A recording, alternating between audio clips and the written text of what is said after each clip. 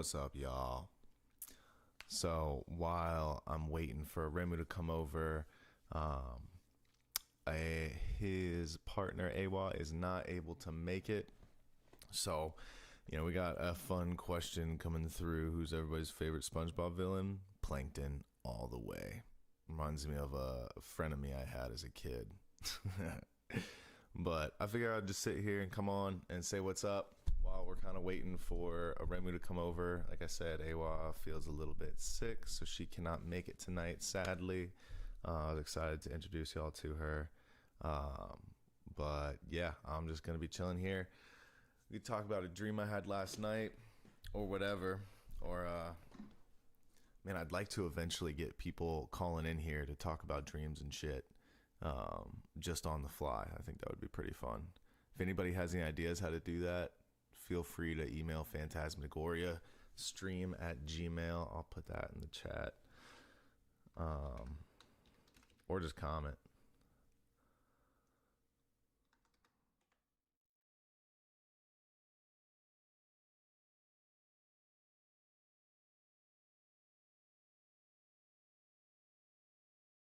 Yeah, how's everybody doing? How's everybody doing?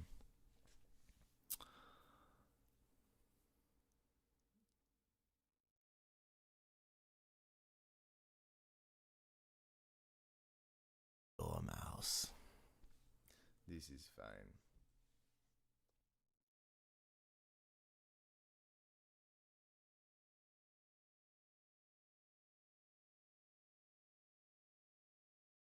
Making some beans. What kind of beans?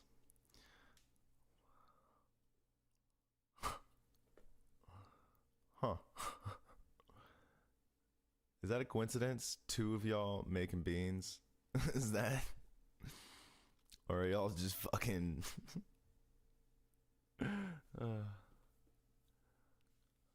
Oh, sweet southern dish. Very nice. Very nice. Just a little background while I'm sitting here. Remu and I actually met down behind my neighborhood. I was sitting down there on a rock with a cute girl that I had just met recently. And this little stream, a river that goes through. It's really cute. Got this little pathway. And in such a dreamy way, this dude, chill ass black dude, walks up to us. We're kind of just sitting on the rock, flirting, whatever young kids do. And he comes over, he's like, hey, y'all, do you mind if I smoke this right here with y'all? Like, what are you smoking? I was smoking a little spliff of just some herbal stuff like Damiana and whatnot and some tobacco. And he had a little blunt. And he was like, mind if I just sit with y'all and smoke my blunt? I was like, sure, man. He's like, y'all look real cool. And he had, you'll see him. He's a cool motherfucker. But we started talking about some crazy stuff, some interesting theories about life, and mentioned this live stream that we do, Hans Raj and I, and eventually ended up meeting his partner, Awa, who runs a really successful Instagram page that is talking about specifically African spiritualism through the practice of Ifa, which I was really excited to question them about. I'll at least get one of their perspectives on it this night, hopefully whenever they get here. And no, Hans Raj, she's not thought. No, she's actually an African priestess. She talks about some really interesting things. She's a very powerful woman.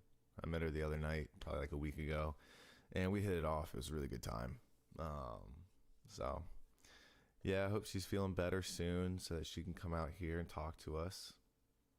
And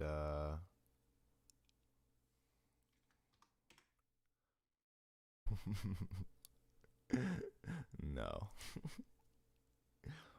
But yeah, cool peeps. The ignorance is bliss, eh? I disagree with that statement. I've never agreed with that statement very well. Because how are you just going to sit there and say that, like, not knowing an arrow is going to hit you in the face is going to be great? Like, It's a metaphor, of course, but yeah. Hey, you guys want to see something cool? Hans Raj will know this. Quill Wart. It's still not hung up on the wall. Like, I'm gonna put it back there somewhere.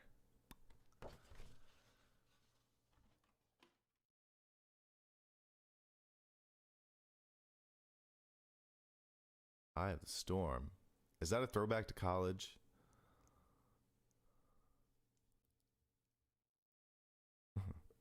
Because I used to know an Eye of the Storm. We called him Eye of Storm. Sometimes it said you can call in the Eye of the Storm. Eye of the Storm.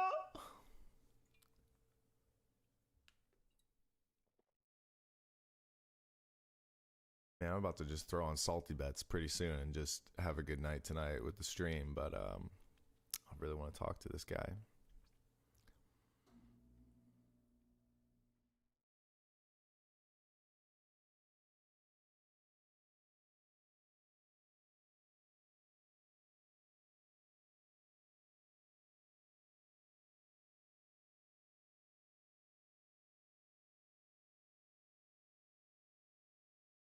You know. Let's just us three.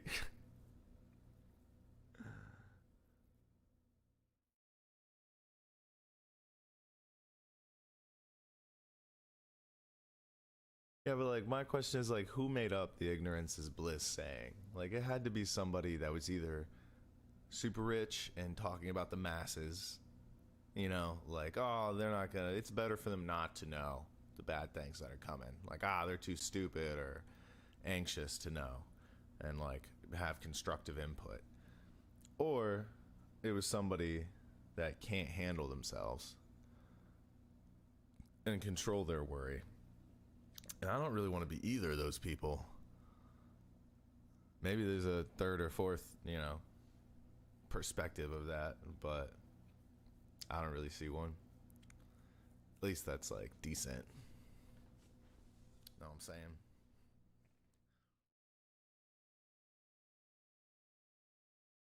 So real quick, I'm just gonna shoot my dream that I had last night because why the heck not? And y'all can tell me what you think it means. I agree that it's pretty tongue-in-cheek.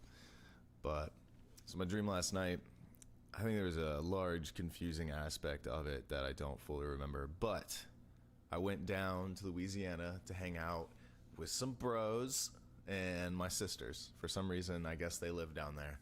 And we, my older sister grabbed me, like stole me away from the party we were at and was like, hey, like I wanted to go show you this like really cool place. I was like, all right, let's go. So she takes me and my little sister and we're walking just like out kind of towards the bayou and like it starts being this like wetland country and it's really beautiful kind of twilight night and we're just having a good time, you know. I think we're all kind of tipsy and we get into this kind of homestead area and Natalie's like, oh, this is the one. And we kind of like skip down the road and I follow her and she's like, come on, Joel, like I want to show you this stuff. I found it the other night. And Grace, I noticed, is trailing behind us, my little sister. And she looks a little down and glum. And I'm like, come on, Grace, like let's go. And she's like, oh yeah, and kind of picks up. But then I kind of realized that we were totally on somebody else's property and it was kind of either deserted or just nobody was up. And we walk around the side of this like kind of old barn and there's just multiple pristine like nice instruments from like old bass like string instruments to like woodwinds to, you know, to brass and all kinds of things. And I'm like, what are we doing here? Natalie's like, we're gonna take them, like this is why we came, we're gonna steal some instruments from this random farm. And we I'm kind of rummaging through and my sister's like, Joel, this one kind of bowed thing that you play on your shoulder that has like three strings on it, and it's just a thick kind of like a what's the bat not badminton but cricket. It's like a cricket bat size. It's like kind of like that, but then boop, and it sounded like an Arabian kind of like twang to it. And I just remember playing a little bit and be like, oh yeah, I want to take this. I'm totally gonna take this. And we like start leaving there. I just remember like, you know, I think lights coming on or something, and I just ended up waking up. But a lot of times I feel like dreams like that don't necessarily have super strong meaning. I mean, it could. The whole dream was kind of mischievous and fun, as I feel kind of like the way I pictured and enjoyed New Orleans when I was there last year. It was kind of the energy that I got from the whole place. Very swampy, very alive, very much just like movement and a little thievery. But yeah, I'm not sure if anybody has any insight on that one.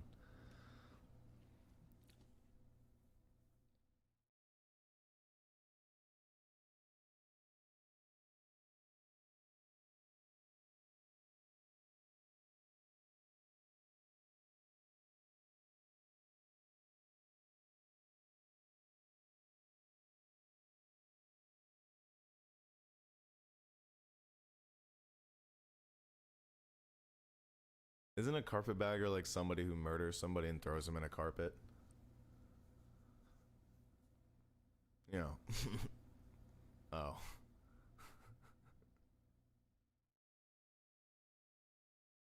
I'm already getting ordered to play drums. Oh no, I stole the thing. I'm pretty sure I threw that little guitar or sitar or whatever it was, whatever the thing was, around my back, and I took it.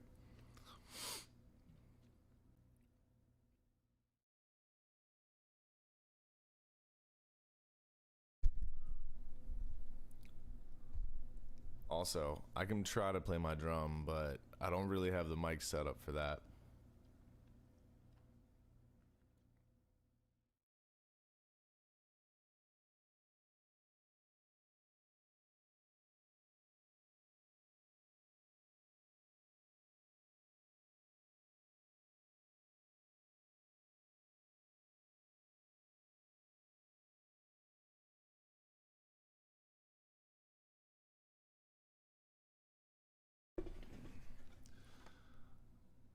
I think I was a little bit taken aback because my older sister, well, in the past she was a bit of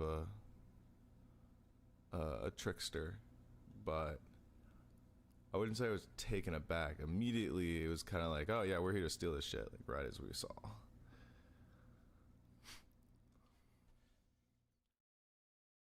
This drum, aum.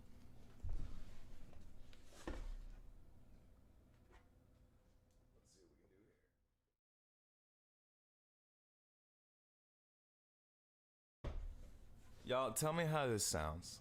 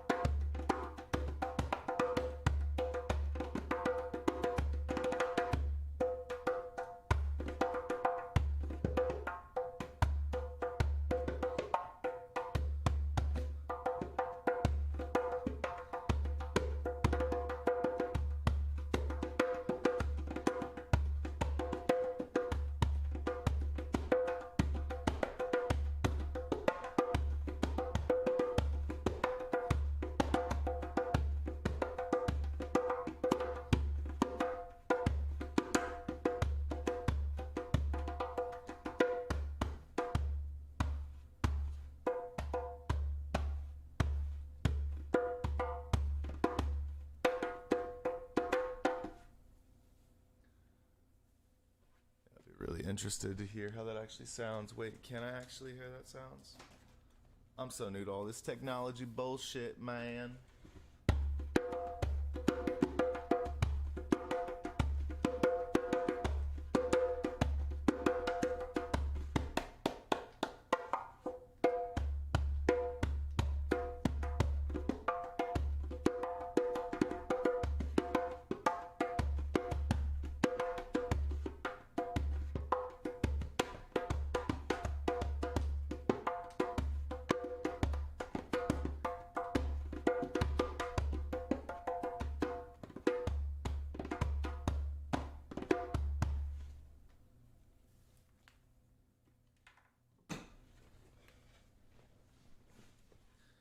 Yeah, I've noticed Arimu is notoriously late. Lovely people, but they no concept of time. So I'm probably gonna give it, I don't know, maybe another 15 minutes.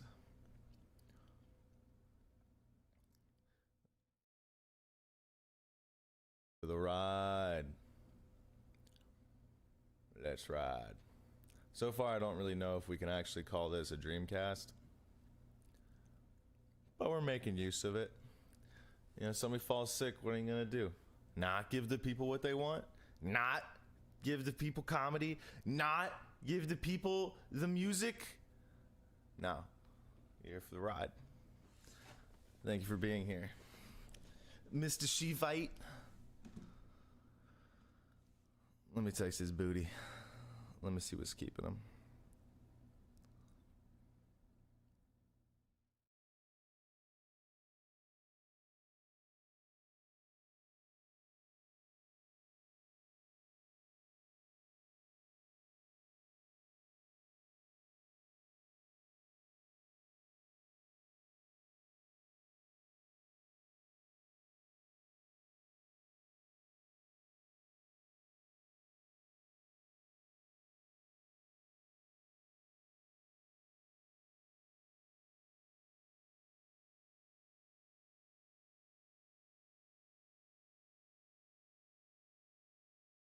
Dang, you had the same dream again. I remember, Decaf, that was a pretty rough one. And I've wanted to get you on here to talk about that.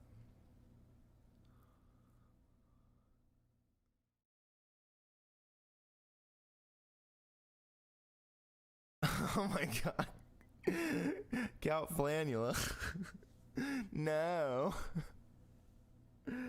Hey, I just got signal that Arimu arrived. But I just had a thought too, Decaf, with the way you're talking. Maybe we can get people on here to jump in through the Discord and I can shoot audio through. We can make that happen at some point. 8th or 9th time, that is crazy. I always feel like those are the ones that are demanding some sort of acceptance or action or understanding. Because it's like, if a person was going to tell you the same thing over and over and over again, they want you to know what they're saying. But anyways, I'm going to check my front door. I'm going to be right back.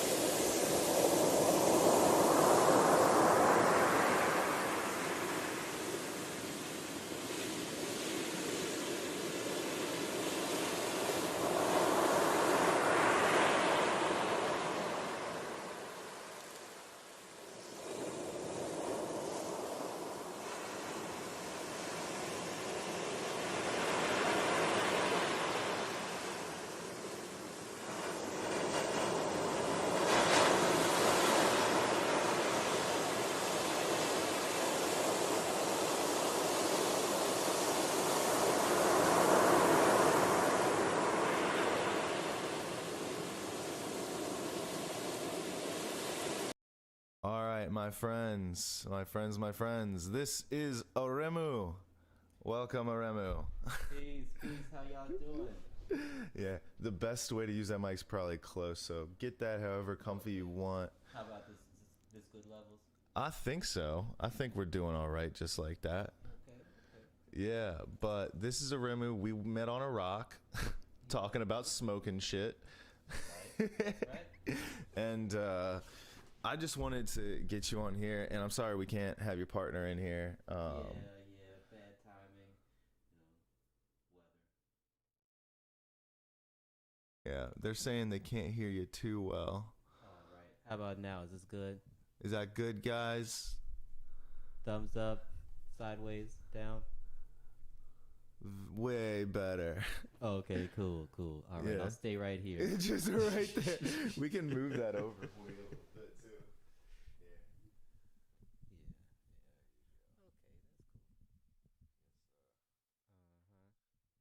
Yeah. Yeah, we did meet on the rock. Yes, we did. Well, I was sitting on the rock, and you were on another rock, and then I came off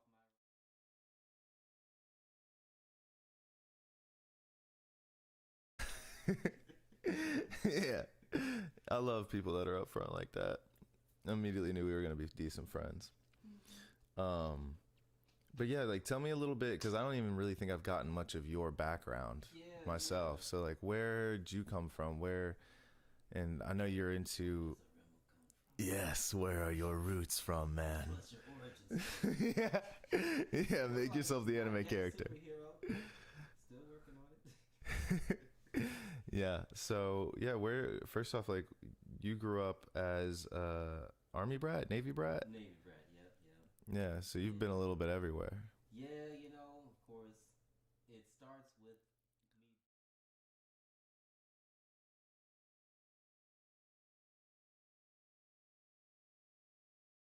Oh.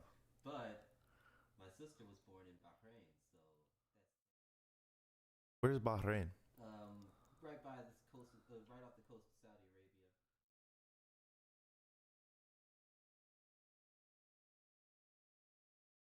Hey. Like Qatar and Dubai, like out of nothing. But Huh. it was Bahrain and Saudi Arabia.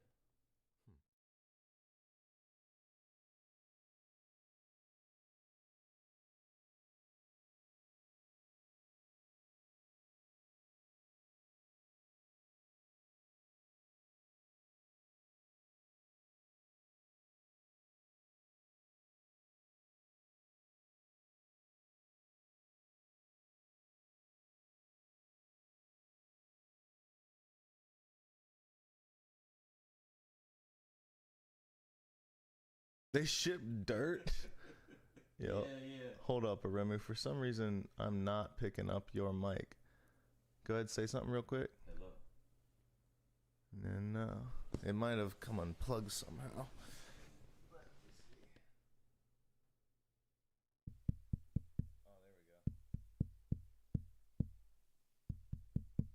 Okay, that's me down there at the. Yeah. See you down there. Your input 6. Okay. Yep. All right, it's moving. Yeah. Cool. Okay. But yeah, they ship dirt. Dubai shipping dirt. No, we ship dirt. We ship dirt there. To everywhere there's a base, so that the kids can run for president. All right, that sounds like a long explanation of a thing. No, for real though. That's why John McCain could run for president. Remember when it was McCain versus Obama? Yeah. And they were saying, was Obama born in America? McCain wasn't born. Huh. But he was born on a Panama. base. Yeah, military base. But it says you have to be born on American soil. So they ship dirt. they do. Oh my god! I never just knew like that. the cheeseburger shit, with the cheeseburgers, and they're like, it's 100% beef, but it's only really 60% beef. Yeah. So they gotta have like, I guess, 1% American soil for it to count. I don't know who comes up with this shit. Oh, yeah. Just some Dubai sand, just a little bit as filler. They're like, this sand is from Wisconsin. That's Put that in American the soil right yeah. there. Now you can build the hospital. Build the hospital on top of that. There you go. So after the Navy, I assume you've been, Oh yeah, all over the places like that. You're all over born, the places. Yeah. yeah. So how did that affect, you growing up, like as a person? Like I've always heard that, like, moving around, you don't have many friends and everything like that, or it's harder to make friends. I mean, I've heard that too. But are But you of just a course, friendly guy? well, I mean, I'm kind of an introvert. I don't really talk to people, believe it or not. Yeah, I mean, you came up to me to say hey, It's so like, hey, but no, I mean, sometimes vibe is cool. Like you can feel the vibe of a person in certain settings. But yeah, it actually is a support for military brats because they move around so much. You don't necessarily lose friends, but before there was the internet like it is now, you couldn't just keep in touch with your people. hmm. So it's like, oh, I'm best friends with Julie and everybody, and then oh, we're now moving. My parents are no longer in Yeah, Japan. Their parents are no longer in Japan. Who knows where they'll go? yeah. And then it wasn't. This is before Facebook and before MySpace. So, but now there's a group like they're tracking each other down. Like, Have you ever encountered somebody that you met as a kid and like 10 years later or something yeah, like yeah, I that? did around here. It was Wow. funny as shit. Yeah, we played pee wee football together, and he still wears glasses.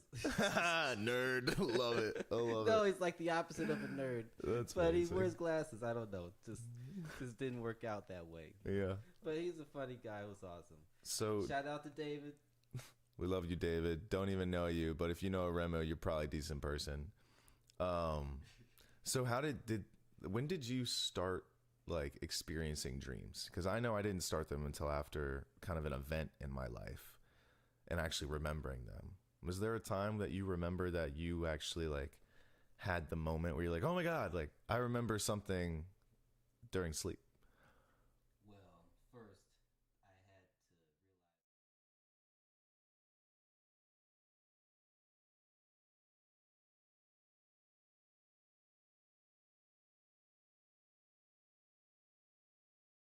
Oh yeah. Oh yeah. What do you do? Like, no, I just rest my eyes for a little bit, then wake up and it's the morning. They're like, I guess we have to explain to this kid that he does sleep. So they took a picture of me while I was sleeping and gave it to me the next day. Like,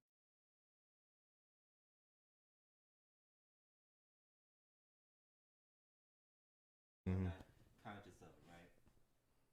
And then it became the best thing ever.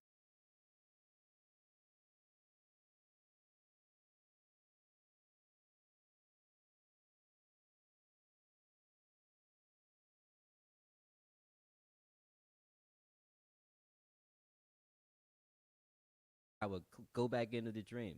Like I'll close my eyes and go back into the dream and have it be what I want it to be.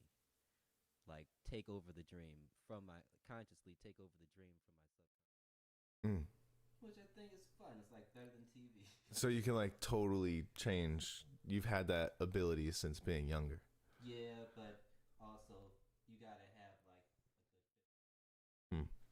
Yeah, we're still having mic issues Yeah, with I don't this know. crap. Sometimes I'm loud. Sometimes I'm not talking at all. It might just be the cables.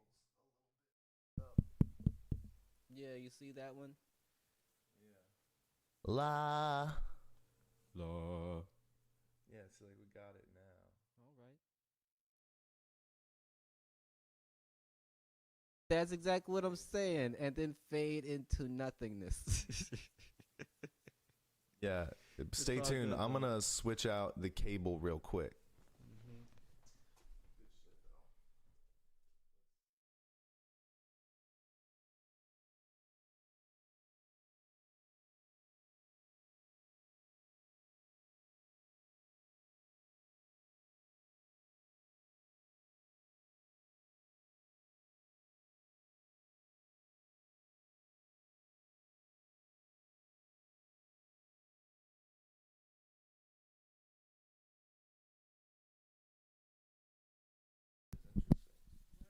La la la la la.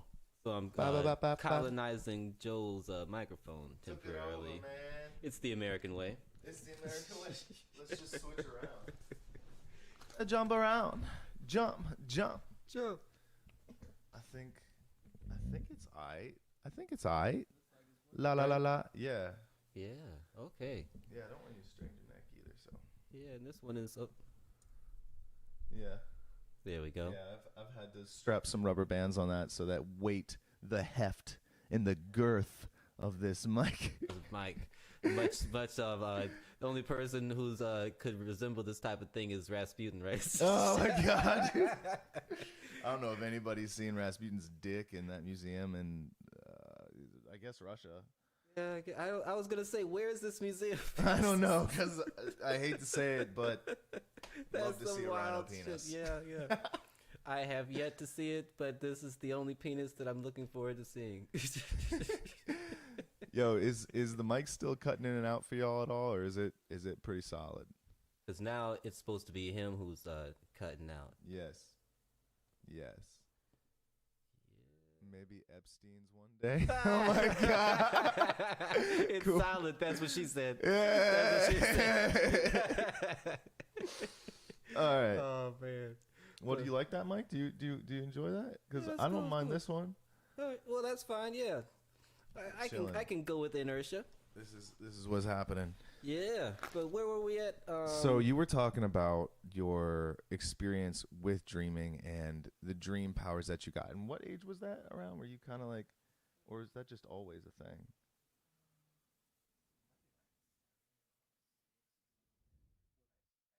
start remembering about it. That was when I would argue with them about not sleeping. Yeah, it's probably like, no. See, my time is kind of thrown off because I was the younger kid in school. So I try to remember what year it is and then what age I was supposed to be in that grade. And then I'm like, wait, no, I wasn't that age. I was like a year and a half. So yeah, maybe like 4. Wow. Like 4 That's is when. pretty young. Well, yeah, I guess. What age are you supposed to dream? Is it just something that think always there's happens, or? I don't think there's really a cutoff, but from my experience, I had a kind of a dark encounter with darker forces in my own head, and kind of a battle that kind of led to me kind of asking for grace from a higher dreams. So once I got that gift, it was kind of like a continuous thing from then on that I started dreaming. That was probably when I was like 10, 11.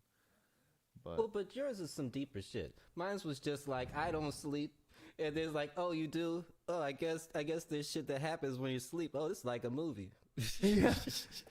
A lot of people I talk to, they have dreams that are disconnected, and there's all these crazy things. And I've had those, sure. But I tend to have storyboard like dreams where it's kind of like like shit could have actually happened. Like I remember this one dream. It was like a regular movie. Bruce Willis was the bad guy, like playing himself. Like he was just Bruce Willis on this island. He's just Bruce Willis. Drug dealer, arms dealer. Yeah, he was just himself, right out of Hollywood. And I remember like I had to walk back, and there was some trouble that happened, and I met my buddy, my friend Josiah, who was training or wanting to be in the CIA or something like that. Right. So he was in like a suit and like the earpiece, and I'm like, Josiah! And it kind of like broke the dream for a second, and I felt all of a sudden the most lucid I had in the dream, which may have concreted the remembrance of it. Right. And I was like, man, like I can't believe I've seen you here. What are you doing here? Yeah. And he was like, excuse me, You're like, in my head. I don't know you. And he's like, no. I'm like, no, man, this is a dream. Like we. And I realized like, out there. oh my god, I think I realized this is a dream. Like, oh shit. And he was like, sir, do you need me to put you in handcuffs? And I was like, no, we're cool, man. We're cool. Really, man, you don't? Okay, we're cool. I'm gonna go. That would be hilarious. Did you tell him about it afterwards? Like, I you tried did. to arrest me, bro. Yeah, like, what yeah, the fuck? yeah. No, he was working for the government. I'm like, man, are you sure you want to do that? But anyways. So, what was one of like the first like abilities? You said you were able to kind of like wake up from the dream and go back into it. Yeah. See how? Because I didn't like the negative dreams. Because it's always like some ridiculous shit. Like, well, it's not negative, but just unexplainable dreams. Like, I'll have to figure it out. Like, what's going on? This is confusing. I'm going back in there. So I just close my eyes and try to imagine the world that I was in. And then eventually I start to get sleepy enough to slide back into that dream world, but I'm still kind of conscious of it. So I'm like, okay, so this is what happened last time. And I woke up, nope, we're going past that. What else is going to happen? Was there any like feeling or like visuals? Because I Good or bad relate stuff, to or well more so whenever you were going into it, like dream, I guess you could call them abilities, is something that I've wanted to kind of talk about more in length, because not very many people actually have those abilities. But people I tend to run into and meet and I end up talking and become closer with tend to have had these experiences. And I'm like, what's the common thread? What is the mindset? Because what you said is kind of like, you don't like having negative dreams.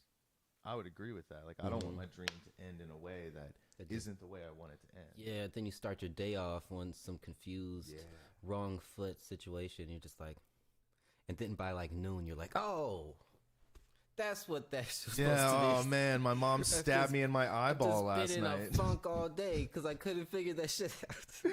But now I'm not confused. Oh, let me send my emails. Did you actually start doing your work and shit? You've just been like frozen. Yeah. No, I've woken up in that haze and had to just kind of go to work and everything like that. And it really kind of sets you off to begin the day. But to answer your question, because you said, does it like have some sort of sensation or whatever? Yeah. It would just be whatever the fear sensation was, or shock sensation that woke me up, is what I'll look for to go back to sleep. Oh, so almost an emotional marker. Yeah. And I figured out kind of about this because my dad was he was having fun with my mom one time. She was asleep and she was having some sort of dream, like she was like talking and doing something, but he was like looking at her foot and her toe was stuck on a part of the bed and the other part of the foot was like moving, so like the toe was like stretching and stretching. He was like looking at her toe, he's looking at her, and he's looking at her toe, then looking at her, and then she's like visibly going through a struggle in her dream, and he's like, if I move this toe, would her dream all of a sudden become peaceful and serene, and the war that she's battling in her dream go away? Because now her toe isn't about to get dislocated. Or maybe this is probably a more entertaining dream. Nah, I'm gonna leave it. It don't look like it's really going to get injured. If it gets close, I'll just push her foot. But no, he just left it. That's she woke up, and then he was like in the morning, she woke up and he was like, so what was the dream about? And she was like, what dream? Like, you used the bathroom, didn't you? The dream, your toe was just like pulling, and you were like, she was like, I don't know, but I was like fighting something. It was like, your toe. Your toe, you were fighting your toe. You just needed to pick it up and move it over. But I also kind of had openness to dreams anyway, because I I was in Hawaii for a year and a half before I started elementary school. Okay. And they're big on spiritual stories. And one of the beginning ones was about the night marchers and how the stuff you see sometimes in your dreams or in reality sometimes are the same thing, or they don't have to be bad. Most of the time it's good stuff. Most things that you don't see are good. Otherwise, wouldn't be that many of us here. I've heard I think it's a Native American saying, and I'm probably gonna butcher it, but life is full of nothing but love and mystery. I like that perspective because it kind of eliminates the negative aspect of bad experiences. Because something can be a bad experiences and hit you in a way, but as humans, we tend to become stronger through things, through understanding. And most fucked up things are just miscommunication. Yeah. Like, two people meet at the wrong time, somebody's just cranky, now they don't like each other. Forever. Don't give it a second chance. Yeah. Yeah, that's hard. And that's the Yeah. same thing with dreams too. I like to think of them because they really are, most of the time, I would say, most of the time, Mm-hmm. just your subconscious. So you are creating all of the characters and all of the people. So all of the people are the way you see them. Yeah, yeah. So a lot of times, looking at it from that perspective as you are the God in that world, but it's Mm-hmm. your deep part. So it's the part that's Yes. unfiltered, where it's like your mind, your waking mind is always filtered through multiple belief systems. And That's something that, if there's anything that I would say makes me uncomfortable, is that we never really know ourselves, do we? So you never know what's gonna gone show up in the every freaking moment. dream. You Yeah. don't know what's gonna show up because you might That's a think good that point. I'm like you're working on this one deep problem consciously, right? Then your dream, you find out that your subconscious is really just trying to sort out some shit that happened to you when you were like 5 or whatever. Like you don't even know, or you're like, am I like how you said you lived a whole lifetime and shit, like actual lifetime. Yeah. That you never know what's gonna happen. Sometimes it could be shocking stuff, and then you're like, well, who am I? Look at the I don't know. Yeah.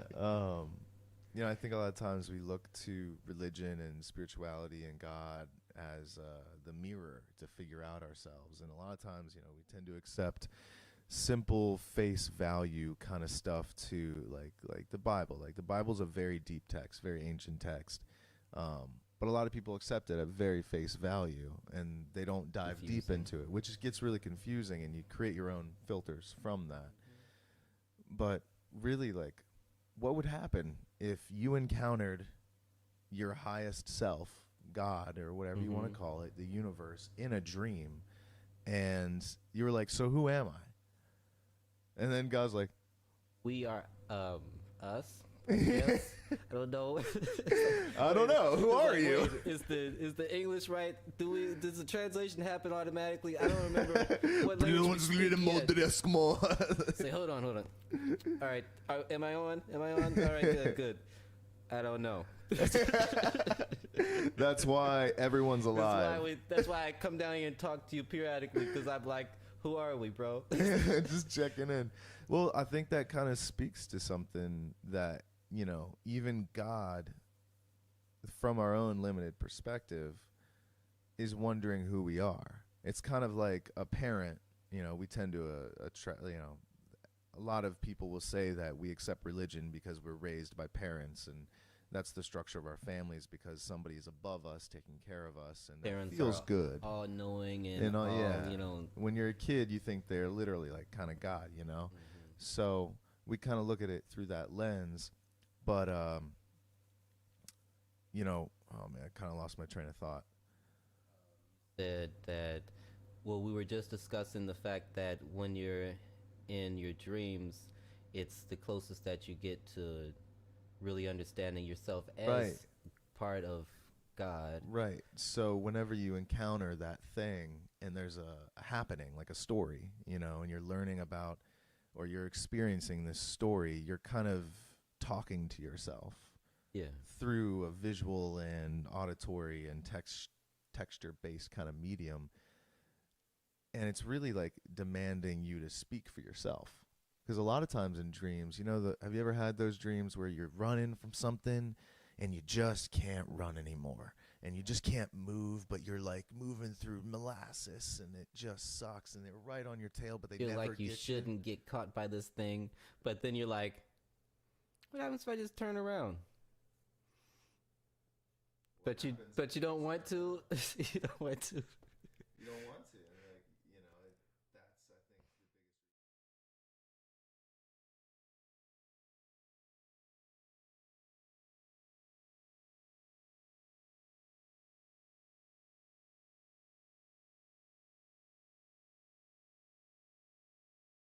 lucid and you're afraid of falling, you just jump over the edge of something and you get to feel that, or at least what your subconscious thinks it feels like, and maybe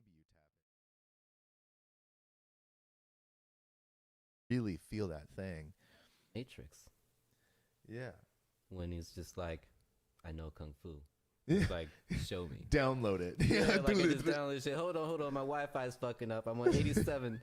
Been on 87% for like 15 minutes. Just give me a minute. Dial up. I know most of Kung Fu. I just don't know how to block. That's the last 13%. No, but yeah, I see what you're saying, you know? And that's one of the things that I really think is interesting because all this stuff we're talking about is good, but it's also useful for actual, real scientific purposes. Like, there's things people do that can be dangerous that someone has to do, though. And Yeah. they have to practice it. Otherwise, they're guaranteed to get injured or, worse. Yeah. Like being a Navy diver. This is one story. Yeah, this is one story about my dad always tells me about this guy who I don't know if he ever ended up passing to become a Navy SEAL. Probably not because he failed this test so many times. But, but the guy, you got to go down, like dive down with no oxygen tank and put together this part or something. I'm probably telling the story completely wrong, but it's whatever. My dad's not here, so it's fine. And so the guy goes down there. He keeps passing out on the bottom of the lake. He keeps passing out because he's down there until he runs out of oxygen. He refuses to swim back up. He just Wow, he just kind of going. and they for have it. to send a diver down to get him. They bring him up, get the water out of his lungs, and he's like, ugh. What happened? And they're like, you failed the test again. Soldier is like, I'm going back in. He's like, wait, no. Oh. It's like, fuck, this fucking dude. And then so, anyway, at the end of the day, everyone's getting evaluated, and they're about to kick this guy out. And one of the senior enlisted folks, he's not an officer. He's like more of a man of the people person. And he's like, you can't. What do you? This guy. What's the job description? Go down there, disarm, bomb, possible death.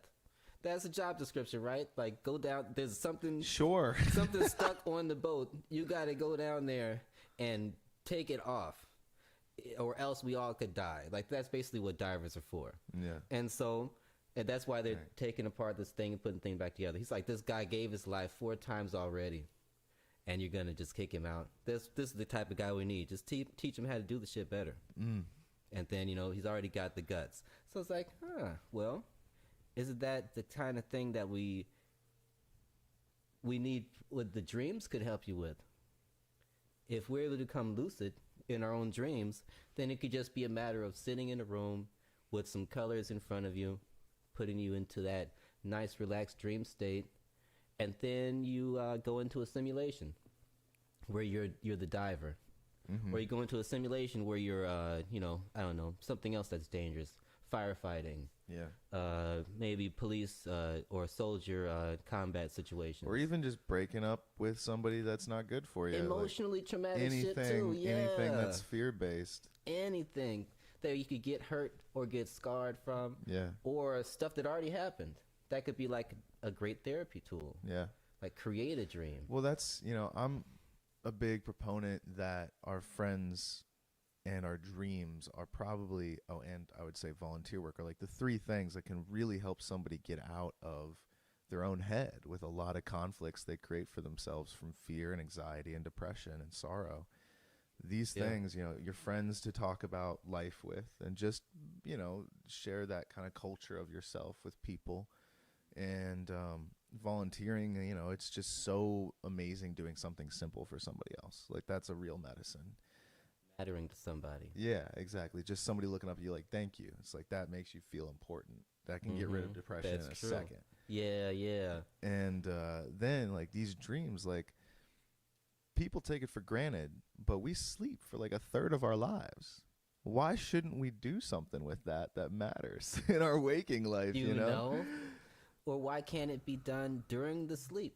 Maybe there's more to dreams there obviously is more to dreams than what we, experience every day, but maybe we're forgetting it. There's a lot of stuff that happens before we remember that one dream that we remember, right? Isn't it supposed to be like a bunch of dreams that happen before that last one that you remember? Yeah, I mean, I think I hear that, like, most people tend to have at least like 7 dreams a night, but I think there's very, I don't know. There's like statistics on it, but honestly, the dream world, wherever you go, whatever happens, time doesn't really matter. So You I could know? I could reasonably have a whole business meeting with you, and then we could just discuss. Oh my what's going- God. And then and then wake up and be like, oh yeah, I guess I don't have to send that email. We already chatted about the shit yesterday or last night, and stuff like that. Communication. Well, I've read these books by Robert Monroe. He was a guy that started astral projecting, Yes. which for anybody at home watching, astral projection is whenever your spirit kind of leaves your body and you're kind of conscious of it. So like you're like in your body, but you can't breathe, you can't talk, you can't do anything. You're just kind of aware. And But you don't stop breathing. You just no, go on autopilot. you just can't feel it because you Okay. aren't really tethered to your body except for like, oh my God, that's my body. A lot of people will wake up looking down at themselves and they'll see darker like figures in the room with them. And a lot of people have very negative experiences with astral projection when they first experience it. Well, this was like in the 50s. They were not talking about dreams, And so he started talking to his friends and everything, and he just realized he was on his own. So he started training himself to leave the room and then get to a place where he could start training himself to go further and further. And he wrote a series of books that's really interesting and started a Dream Research Institute, Robert Monroe, I think, Research Institute in Charlottesville. Not too far. Really interesting stuff. I think you can pay like a few grand to like go in one of their pods, and they play binaural beats and like frequencies to calm you into a state of meditation. And they've actually recorded other spirits speaking through people's bodies, like sounding totally different. And they'll have conversations with like Mother Mary and like just different spirits of old. And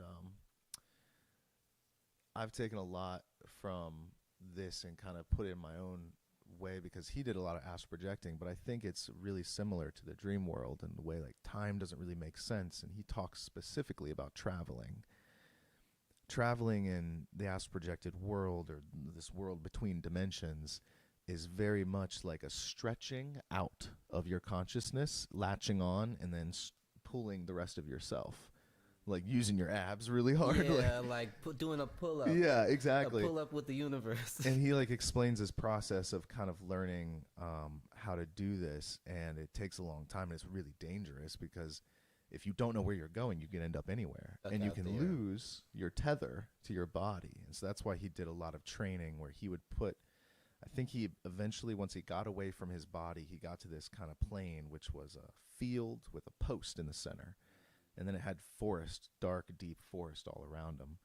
And he would go to the edge of the forest, come back to the post. Go to the edge of the forest, come back to the post. And he realized there was now all of a sudden like a flag on that post that would like almost beam up to the sky. He was like, oh, I can see that from just in the forest. And so he did that.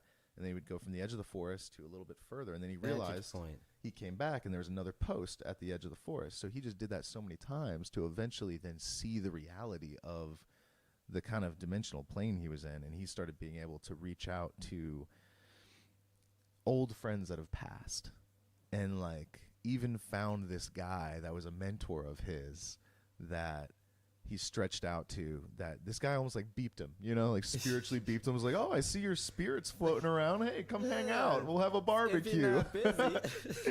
If you're not busy.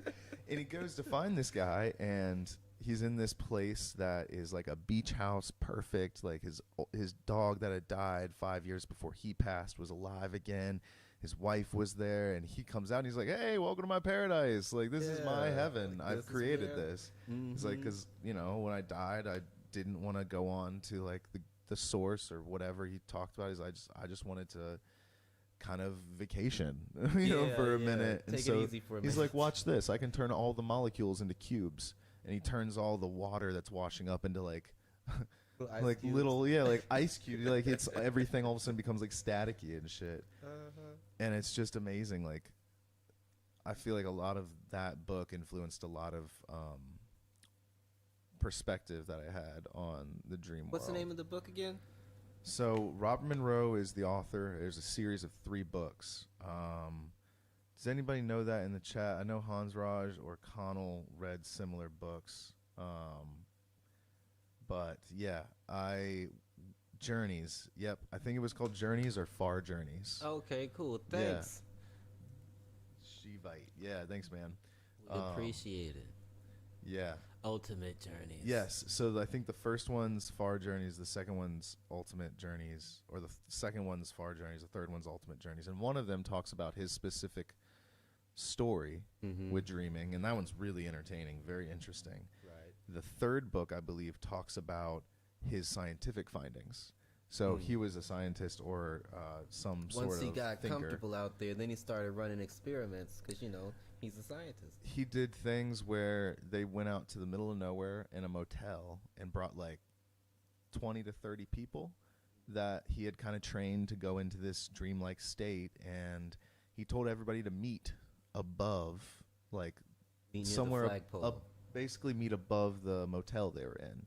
And he had like an infrared camera outside with his buddy, and they took video, and they were like, oh man, this isn't gonna work. Like, and then like 1 o'clock in the morning, they get a visual of like very light reddish hues on the infrared spectrum just kind of floating around up there.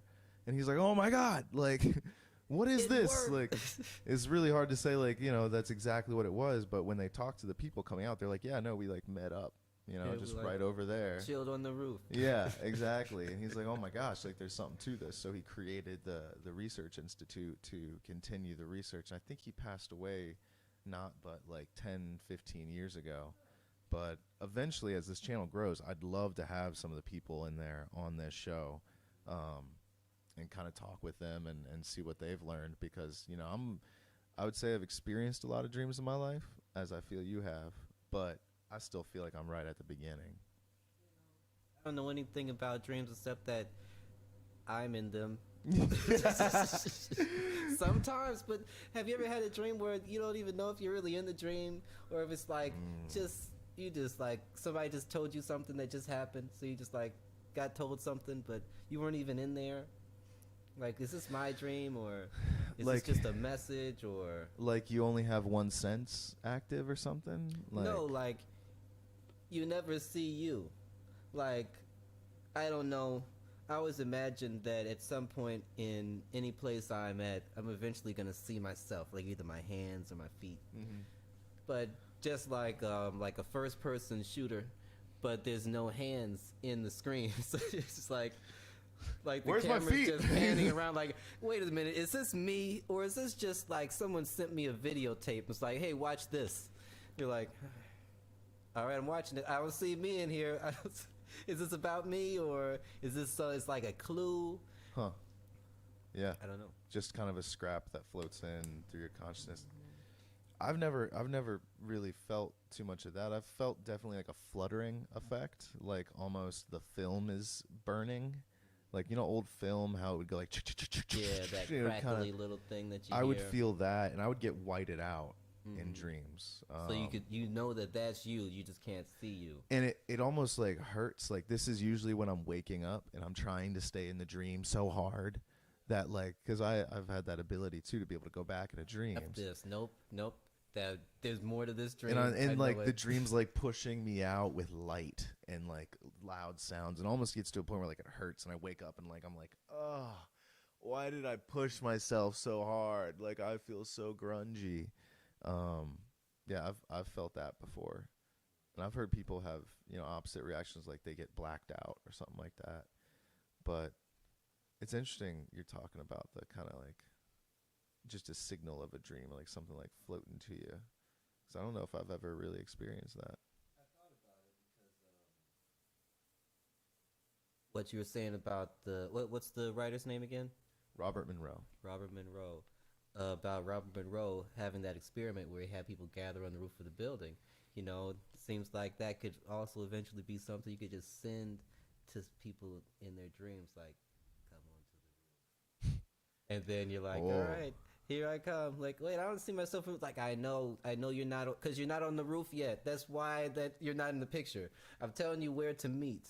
Like, maybe that's kind of, I don't know. Could just be like just a marker saying, "Hey, come to this spot. We're waiting for you." Yeah. You know, I've heard in waking life, I have a good friend. Was it Gerard? Um, he's a very strong Christian, and he went down to, I think, where they had the big soccer championship worldwide cup down there in South America Oh, a few years Brazil? ago. I think Brazil, yeah. Yeah, that was And they, embarrassing. yeah, they had a lot of issues down there with like mosquitoes and shit, and Mm-hmm. it was just weird. But during that time, they were doing like actual like missionary work. Like apparently, this dude came out and like taught them how to heal and all that stuff. That's a whole nother story. But Well, it's Brazil. he, They know that stuff. yeah, there's some ancient knowledge down there, whatever's going on. But apparently, they met a guy that kind of came to them, like helped teach them kind of some of this stuff, and he told some stories that like the government has really pushed out any people that practice the pagan arts, um, these kind of things we're talking about, and they see them as bad, and they want just like the Western medicine and science and treatments and drugs to stop people's problems, and sometimes people need something a lot deeper, harsher medicine. Something that goes with your body, not Mhm. Against it. band-aids. Yeah, exactly. So he had an experience where one day he just felt like he had to go into the jungle, and he walked in the jungle. It was a long trek to this one spot, and it was just calling to him. He gets there expecting to find nobody, and there was like 6 people there that were sick or mentally ill, and they were like, "We were told by something to come here," and he's like, "Well." I'm Me a too. shaman, I guess it's time to do like some treatment, like a journey or something like that. Um, and I just think that's wild because I do think that our dimensions or our planes of existence kind of layer on top of each other like a bit of a cake, and it's not so easily spoken of, but like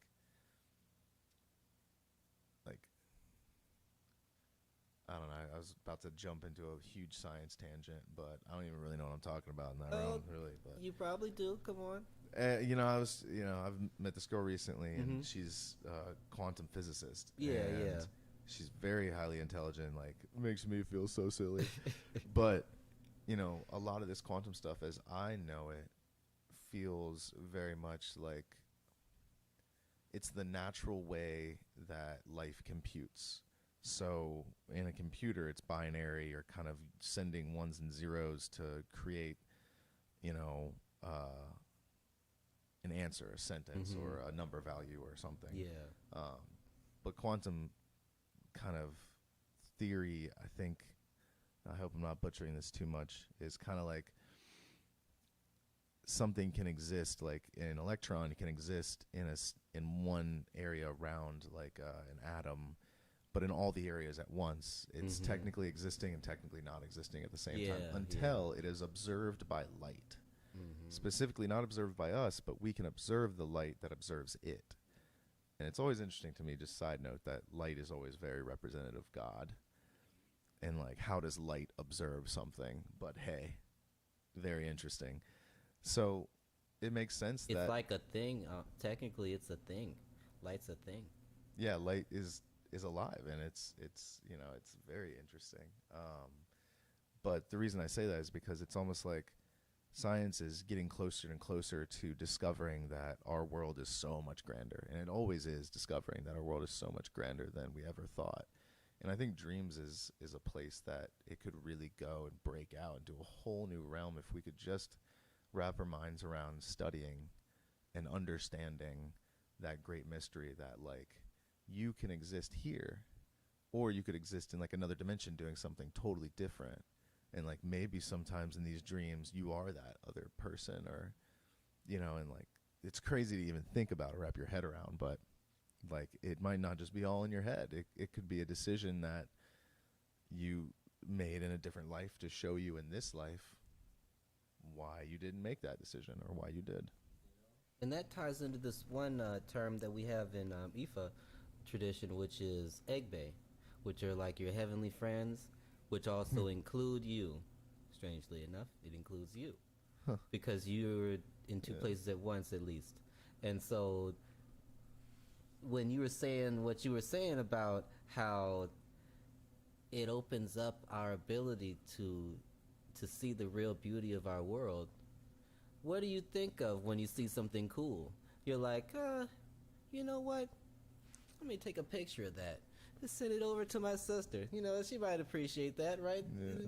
Well, maybe that's all. There's also ways. You know, maybe that's why so many people who are brilliant or not brilliant or creative or not creative find each other when they're on a common thread. So like the what is that, the thousand monkey theory, What's that? where monkeys from one place, they learned it on monkeys and then they found out, they tried to use this to explain how people started doing stuff on complete opposite sides of the globe. So they had monkeys in one place and monkeys in another place that had no connection with each other. And when they figured out how to use this one little tool, like one of the monkeys would use a rock to break something, but it was not a normal rock. Find a specific type of rock that was flat enough and had a little sharp edge, would like do something to it, use it to bust the thing open, like a person. And then, but it wasn't something the other monkeys were doing. After a couple of monkeys over there learned it, then next thing you know, a couple more monkeys over there learned, and then in places that were completely unrelated. Like on another island or something like that. Yeah, like completely unrelated, no contact, no videotape, no nothing. Monkeys are now doing that over there. How does that happen? You know. And so it's like it's not the pasta thing, because we all know like Italians sailed over there and found out about pasta. They came back home with pasta. Okay, so that doesn't count. Pasta traveled through the physical world. Yeah, pasta was like literally on a boat. They were like, let's see if it'll stick. It's still out there on the side of the ship. I think it's beyond al dente at this point. What is that over there? Pasta. That's also something, small aside, that I just had trouble wrapping my head around. Like, I'm like, wait a minute. So for all of this stuff, most of the movies that we have Italians in, right? Like all the movies about Rome, all the books you're reading about the Romans and the Greeks and all this stuff. You tell me there was no pasta during any of this time? What were they eating? You know, America has led us to believe that we need to have carbs in like 80% of our diet. I think back then they just had better fruits and veggies. Yeah, Cause you get some like good apple right off the tree, or like an olive out there off the. Ooh, I'd rather eat that than pasta. Yeah, pasta just makes you sleepy. Yeah, but that's really interesting. The thousand monkey theory. So yeah, or thousand ape. I'm not sure if it was ape or monkey. Anybody know? You guys know if it was ape or monkey? You guys heard of this? Yeah. Thousand ape or thousand monkey theory. Because I know that during the time that the Wright brothers were making a plane, like the Chinese were making a plane too, and the Wright brothers just barely beat them. Yeah, and like same thing, I think. Or did they? Yeah, I'm not. I know, I'm not sure. Like I think gunpowder was similar too, or maybe that was more on the Silk Road. Gunpowder, yeah, that's one. Sailing, like there's a special form of technology that everybody developed a form of. Of course, what's the name of our physicist friend would know all about that, because her family's into that. But well, there's the wayfinding, and then there's eventually the sextant was invented and all this other stuff. But groups of people had different ways of already doing that with parts of their body, or with the way their ship was designed. And it happened at the same time, kind of. Yeah. Well, I learned from our physicist friend. Yeah, our physicist lovely friend. Lady. That math in itself is culturally accepted. So it's not really a universal language in the way we think it is. Like in the movies, they show like us talking to aliens with math. Yeah. This could be possible, but we kind of accept a base 10 system, 0 through 9. But apparently the Mayans had like a base 60 system that was really elegant and like worked really well. So like, maybe like our 100 would be like their, 60 to 10. I don't even really understand how this works, but the the answers that you get to are similar, but the way you get there is like going through a forest. Like everybody's going to take a different path, but it's there, and like there are different solutions to the same problem, and that's just kind of a beautiful thing. Yeah. Versus a leader. Yeah, yeah. It's kind of interesting. We live kind of in a world now where we all just accept the same exact math. But like, what are the limitations and what are the benefits of all these different kinds? Like, I'd really be interested to know that. And same kind of thing with language. Like apparently learning languages, same as learning music, stops Alzheimer's from happening. And it also kind of broadens your just ability to think critically because you have multiple different perspectives. And just to bring it I'm always going to be bringing it back to dreams. Yeah, yeah. But if you can be in a dream, because I don't know if you've ever had this happen before to you, but being in a dream where you are experiencing yourself through this first person, but also somehow it's almost like seeing another screen, but it's like in you. You're like above. So you're like watching third person view, but you're doing first person stuff. And you can feel the first person stuff, but like Yeah. the third person, you're like up there. And like, I've had this happen to me in moments where usually the dreams are more simple, I've even had this happen to me in a dentist's office, or where they had to take out my molars. They put me on some drugs, man, and I had a trip where I was like, they're like, oh, you're going to start, I was thinking it was nitrous oxide, and they're like, you're going to start floating. And I was like, oh, okay, this isn't bad. I feel floaty. This is great. And then it starts drowning me, and I'm like, wait, oh my God, turn said I it was down. And you I'm sink, down. I sink down into darkness, and I like am so not a body. And then I come to, and I am in that third person perspective, but there's a green dot and a red dot, and it was more like mint green and like pink. And all of a sudden it's like an amusement park ride. Like it's like bing, like The lights just playing with each other. and I'm just like, whoa. And it freaks me out. Like I feel all the G's. Like I felt like I was on like 7 G's of force or whatever. Wow. And then I come out of it, and like the doctor's like, wake up, it's done. I'm like, no way, you guys are way too fast. He's like, no, seriously, get the heck up. I was like, oh, Get the fuck out of here. But that was just a really odd feeling to like see something but feel a totally different thing. It was very disorienting. But yeah.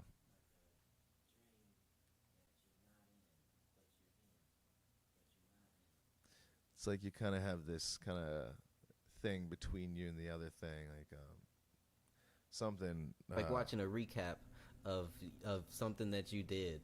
They're like, excuse me, sir, are you sure this isn't you on the camera right here? You're like, no, that's not me. I don't have any green jackets. I only have this red one over here.